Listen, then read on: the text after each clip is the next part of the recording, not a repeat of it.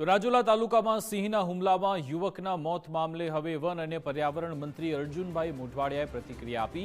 પ્રાથમિક માહિતી મુજબ યુવાન રેસ્ટોરન્ટમાં કામ કરી રહ્યો હતો। રેસ્ટોરન્ટમાંથી અચાનક યુવાન નીકળ્યો હતો। બે સિંહોને પકડી લેવાયા। સિંહ બાળનું રેસ્ક્યુ થયું। વિસ્તારમાં ટ્રેકરની સંખ્યા પણ વધારાશે।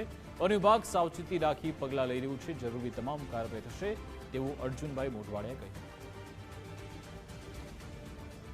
અમરેલી જિલ્લાના રાજુલા તાલુકાના ઓયા ગામ પાસે એક સિંહ પરિવાર સાથે એક યુવાન અથડામણમાં આવતા એમનું દુઃખદ અવસાન થયું હોવાનું જાણવા મળ્યું છે।